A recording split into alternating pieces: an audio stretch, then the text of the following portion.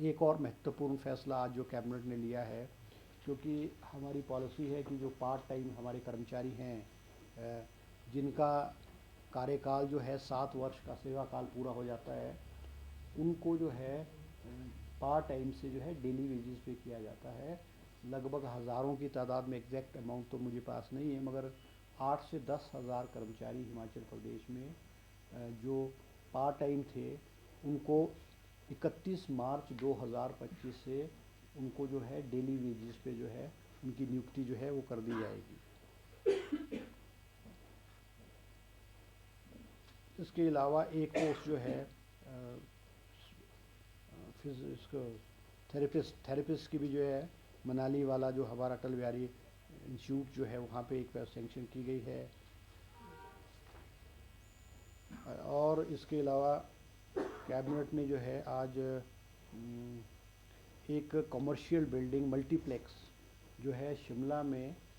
छोटा शिमला में जो है वो बनाया जाएगा, जो कि एक कमर्शियल बिल्डिंग भी होगी और उसमें लगभग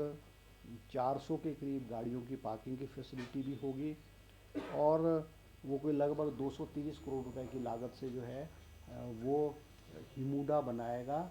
और जो प्रपोज़ल हिमूडा ने जो है बनाया था और प्रेजेंटेशन आज कैबिनेट में दी है, कैबिनेट ने जो है उसको अपनी मोहर लगाई है और उनको कहा है हिमूडा को कि भी आप जो इस प्रोजेक्ट को जिस भी मोड में आपने करना है, आप उस मोड में इसको जो है वो करें। तो ये कुछ इश्यूज़ थे जो मैंने आपके समक्ष जो है वो रखे कि जो आज कैबिनेट में जिन पे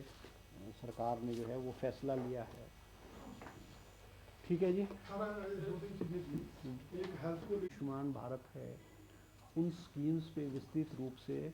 आज कैबिनेट में हेल्थ डिपार्टमेंट ने प्रेजेंटेशन दी है, क्योंकि इसमें देखा गया था कि जो ये हिम केयर स्कीम है और आयुष्मान भारत है, इसमें प्राइवेट जो हॉस्पिटल्स थे जिनको पूर्व की भारत सरकार ने अधिकृत किया था, उसमें बहुत बड़ा फर्जीवाड़ा हुआ करता था और लाखों रुपए के, करोड़ों रुपए के बिल्स जो हैं वो स्टेट गवर्नमेंट को थमाए जाते थे। अब जो आयुष्मान भारत है, आयुष्मान भारत स्कीम जो है उसमें हिमाचल प्रदेश को 45 करोड़ रुपया मिलता है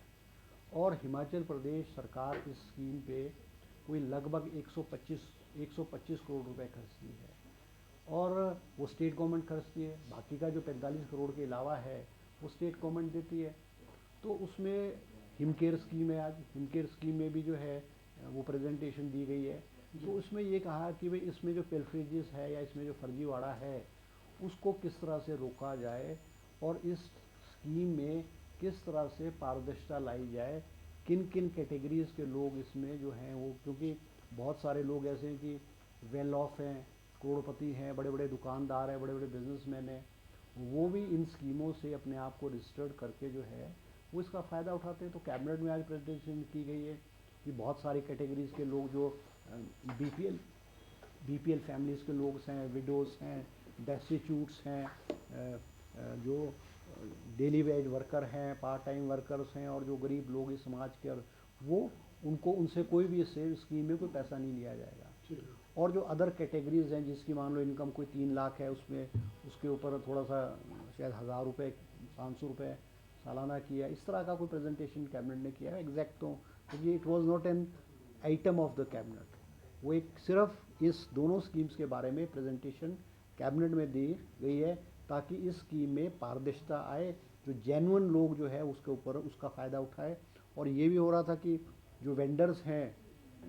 डॉक्टर्स प्रिस्क्राइब कर देते थे मेडिसिन, जो कि मेडिसिन एक्चुअल जिनकी ज़रूरत ही नहीं होती थी, और वो फिर वो वेंडर से दवाई ले ली जाती थी और उसी वेंडर को वो दवाइयाँ दोबारा से वापस वो जो है उसको डिलीवर की जाती थी, just to inflate the bills,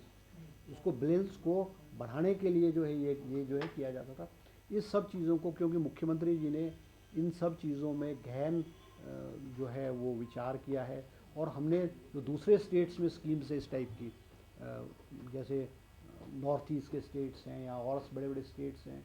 उनमें भी किस प्रकार से इन स्कीम्स को किस तरह से चलाया जा रहा है, जैसे एश्योरेंस है, इंश्योरेंस है, इस तरह से जो है पूरी प्रेजेंटेशन हुई और इसमें आने वाले समय में इसमें भी विस्तृत रूप से जो है प्रपोजल डिपार्टमेंट कैबिनेट को देगा और कैबिनेट फिर उसमें अपनी मोहर जो है वो लगा। और सर कैबिनेट बैठक 2 दिन की क्यों, और दूसरा कि